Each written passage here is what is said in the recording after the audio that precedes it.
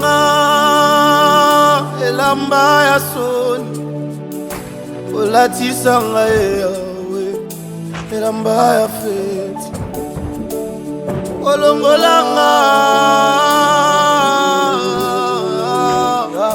olatisa ngai yawe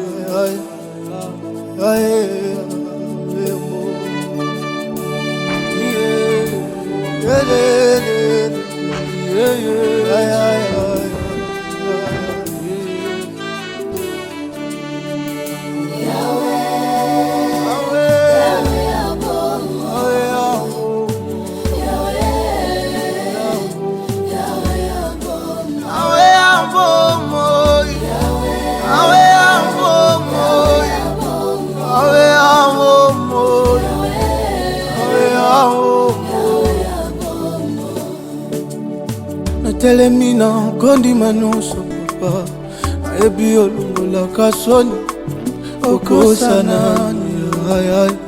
okosana ayokaka na basusu papa nde balelaka matama namonaka na basusu Jésus nde balelaka ya bango oyekomeli ngaya eleki makasi papa motema ezosue oyebi kati ya motema tala moso ya kufeli mobali papa azolela babengani na ndako moya kolesa bana kutu eza te Jésus pasi na motema yo mobali ya bapebe odeli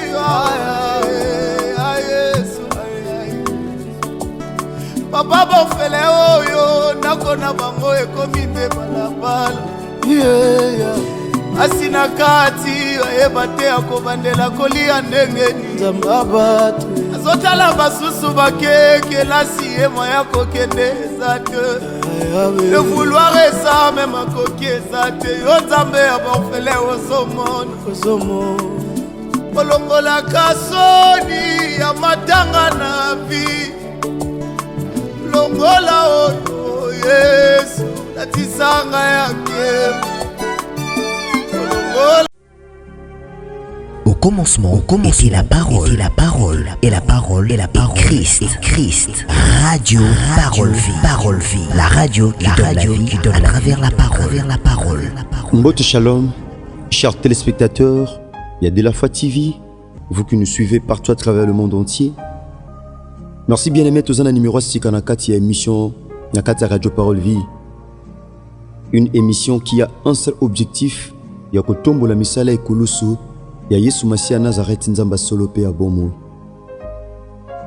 Merci papa, merci maman, chers frères et sœurs. Na confiance bosa la biso nakati ya Radio Parole Vie. Bukata pongi butu nyonso, tongo nyonso, ni pona kosomba, ni koteka, kasi pona ko pesa attention na bino particulière na ozali liloba na nzambe pe particulièrement na kati émission na biso Parole Vie. Bien aimé, Yesu Masia Nazareth azoba na livre Jean chapitre 6 na suka na yango. Abi les paroles que je vous ai dites sont esprit et vie. Les paroles que je vous ai dites bamaloba o na yebisi bino sont esprit et vie. Bien-aimés dans le Seigneur, c'est la parole de Dieu qui alimente notre foi, notre espérance. C'est la parole de Dieu qui nous délivre. Parce que la Bible dit, le juste sont délivrés par la connaissance. Il est dit, dans leur détresse, ils crièrent à l'Éternel. Et l'Éternel envoya sa parole. Na pas na bango, babelelaki pa na Yahweh, balelaki kolatindaki mbongo te, manduki te, ni bilia, atindeka liloba. Or dans la parole, il y a la délivrance, dans la parole, il y a la puissance, dans la parole, il y a la gloire, dans la parole, il y a la prospérité, dans la parole, il y a la grâce, il y a aussi la faveur de Dieu. Merci papa, merci maman. Nengato sambela nzambe yambo, tokota na mama likam na biso ya tongwa lelo. Éternel Dieu de grâce, nous nous approchons de toi ce matin, car il est dit, approchez-vous de Dieu, il s'approchera de vous. Seigneur, nous recommandons ces instants entre tes saintes mains. Nous voulons encore partager ta parole. Je remédie, Seigneur, je recueille tes paroles et je les ai dévorées. Et tes paroles ont fait la joie et l'allégresse de mon cœur. Seigneur, plaise à ta volonté ce matin. Que ces messages puissent apporter de la lumière. Afin que la vie d'une personne quelque part soit éclairée dans les puissants noms du grand vainqueur de Golgotha qui est Jésus-Christ de Nazareth. Que nous avons ainsi prié et déclaré. Et nous disons tous comme un seul homme. Amen. Chers bien-aimés dans le Seigneur, nous allons partager tam natongwa lelo wezali l'attachement à Dieu. Topé okangama nanzambe. L'attachement à Dieu. Bien-aimé, ezabatu na vie so kangami nae okoma na destinée. Ezabatu na vie so kangami nae bien-aimé dans le Seigneur.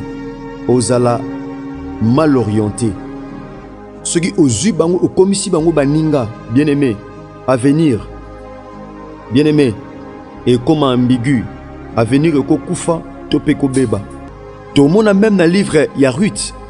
Tout le monde a comment Ruth o azaki Moabite, akangama kina Naomi, bien-aimé dans le Seigneur.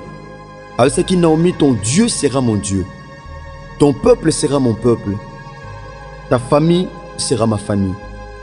Tout le monde est comment Ruth akangama kina Naomi, nanzamba Naomi.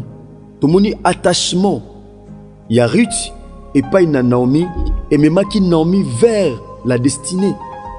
Maki Naomi et pas iwa pinzamba mande kuzela koma bien aimé. Batumsu na viso kangami nae. Bien aimé yeba o chuté. À cause appel mutu famille. À cause appel muninga. À cause appel mutu église parce que l'église bien aimé dans le Seigneur. Et à l'oko la arche et ambaka sorte batunios. Tope qualité batunios. Et ambaba miyibi, bandoki, batongi, bacholi, babomi. Toutes sortes, tope tout genre, yabatu. Mais atolo bela l'attachement à Dieu. Kokangama nanzambe. Na kati Biblia yabatu nyoso bakangama nanzambe. Tomona comment ba produisa ba fruits. Tomona comment ba produisa bien dans le Seigneur. Ya motuya ona bo motobe so bakangama kite nanzambe. Ba oké ko réaliser. Muto azotambo nanzambe azakana une certaine discipline. Pe a réaliser makambo oyo bato bakangama nanzambe te ba réalisaka. L'attachement à Dieu. Bien-aimé, nzete ezwaka forme. Tope nzete, bien-aimé, ezwaka vie. Tong misisa nango eza makasi. Tong misisa nango ekoti makasi. Ngo bapelo lenge moko na vie. Nous devons avoir des racines. Parce que dans la Bible, lorsqu'on parle d'un arbre, on voit directement l'homme. Le mot na kati ya Bible, azotali samaloko la nzete. Voilà pourquoi la Bible dit, na psaume, heureux l'homme. Esengo na motu oyo azofanda esika moko te na bacholi, na bafingi, na babomi, na bato masumu. Aza lokola nzete. Aza lokola nzete oyo elonami te na désert. Oyo elonami te na esika ya pasi. Maza lokola nzete oyo etiami pene ya ebale. Apesaka mbuma na ye na tango na yango. Eza na bato ebele tango ne ya mbuma si ekoki. Mais du fait que misisa ne efandisama te na kati, il n'arrive pas à produire des fruits. Bien-aimé, l'attachement au Seigneur. Lorsqu'on parle de l'attachement, bien-aimé, on voit l'intégrité. On voit la sanctification. On voit la crainte du Seigneur.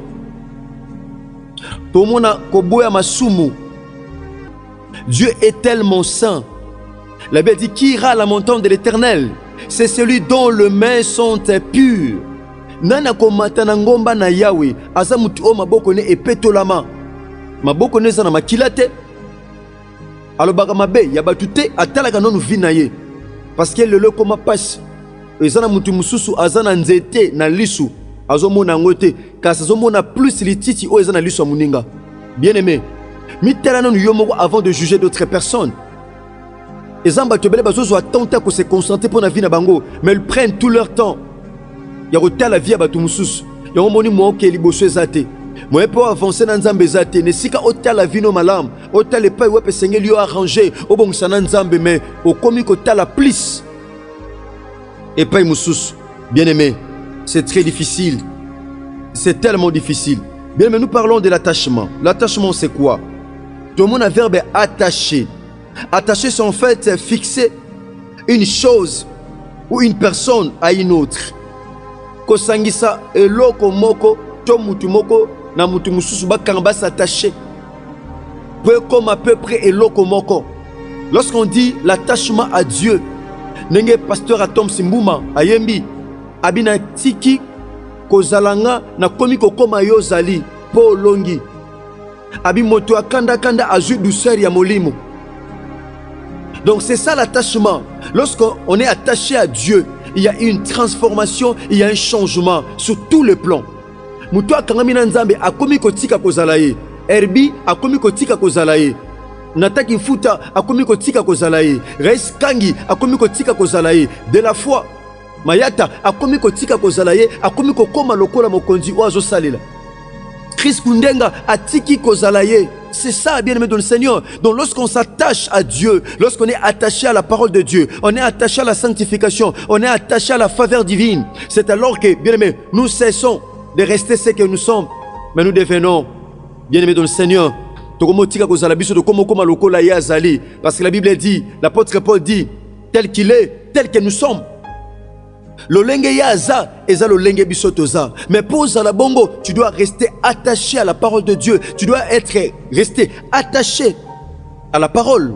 Donc l'attachement à Dieu, bien-aimé dans le Seigneur, et produisaka oyo esengeli et mimabiso pe esengeli to mama. Donc attaché, bien-aimé dans le Seigneur, ezako kangisa po eloko telema. Ezako simbisa ko kangisa. Et l'autre outil na droite, outil na gauche, mais sangane comme l'autre moko, c'est pas facile. Nous devons nous attacher à Dieu, l'attachement à Dieu. Et ça, bilo rebelle toi n'ongo posa tozoa. Mais le fait que nous sommes distants, toza distants en Zambie, nous sommes distants. Cette distance-là ne nous permet pas, bien aimé dans le Seigneur, yakoza o esengeli toza nango. Qu'est-ce qui nous met à distance avec Dieu? Et là on y ne met la biso distance. Comme à distance en Nzambe, bien aimé. Et là, qu'on veut empêcher Moutoua s'attacher à Nzambe, c'est les virus, c'est le péché, parce que le péché est une bactérie qui détruit les anticorps spirituels. Merci papa, merci maman. Les thèmes que nous partageons, bien aimé dans le Seigneur, vous avez l'attachement à Dieu. L'attachement. L'attachement, c'est quoi, bien aimé, vous qui nous suivez partout à travers le monde entier? L'attachement, c'est un sentiment qui fait qu'on s'attache. Ezali posa, tope mokumba, ozo salete, tout s'attacher fortement et volontairement à quelqu'un ou à quelque chose. Ezali posa, c'est un sentiment. Eza sentiment oyo, ezo salaete, tout s'attacher fortement. C'est ça l'attachement. Donc Dieu veut que nous restions attachés à lui. C'est ça la volonté de Dieu. Lorsqu'on parle de l'attachement, c'est aussi une grande application. Nzamba lengi, tous actifs dans la vie chrétienne, tous appliqués, bien aimés dans le Seigneur, c'est une grande application. C'est ça l'attachement au Seigneur, l'attachement à Dieu. Mutwaza attaché pas na Nzambe, akokan kele masumu. Akokan kele, il y a impureté. L'attachement au Seigneur, l'attachement à Dieu. Job inversé. Bien aimé, lorsque Job était touché par des problèmes, parce que le diable a des mouvements, Dieu aussi a des mouvements. Quand vous Satan a utilisé deux mouvements. Le premier mouvement, Satan a abandonné ko longola oyo ya malonga na vie ya mutu. C'est ça. Donc une personne qui est détachée, mutu aza détaché na Nzambe. Et loko liboso Satan sokwaye, alinga longola étoile, alongola loko mutu ya oazo mona kati na mutu. Soka longoli yango pe aloni eloko mabe, c'est ça. Voilà pourquoi na vie à Job, Satan atangwaye alongoli Job bana, alongoli Job mbongo, alongoli Job bozui, alongoli Job affection pe bolingo. Ya ena mwasi na ye. Pourquoi? Parce que mwasi a commis comme ma infidélité en disant à Job que finga Nzambe pe okufa na yo. C'est-à-dire kufa no ponga na tika na bala mbali musu parce que jara passion na ko supporter en côté. En d'autres termes lingolo babongo. Abi finga Nzambe pe kufa na yo. Bien aimé, Satan a botoli Job nyonso. Mais aloni maladie na vie à Job. Aloni pasi. Aloni pauvreté. Job a commis un niveau. Quelle humiliation. Quelle humiliation. Satan a des mouvements. Notre Dieu aussi. Seigneur Jésus-Christ de Nazareth. Lorsque Dieu arrive. Bien aimé. Nous avons la maladie. Alors on a la humiliation. Alors on a la pauvreté. Alors on a la vie à péché. Vie à milangwa. Vie à babombe. Alors on a la vie à péché. Puis alors on a la malamu pour moutia comme on a destiné. C'est ça. Donc Nzamba salaka des mouvements. Nzamba longola kamabe alona kamalam, tandis que le diable aïba kamalam alona kamabe. Bien aimé, l'attachement à Dieu. Ici la Bible dit quoi? Tant que passe comme là qui Job, ils en a baninga Job ande ko ya ebele. To baninga Job, Eliphaz, bien aimé, Banani, Eliou, bango tout sont les amis de Job.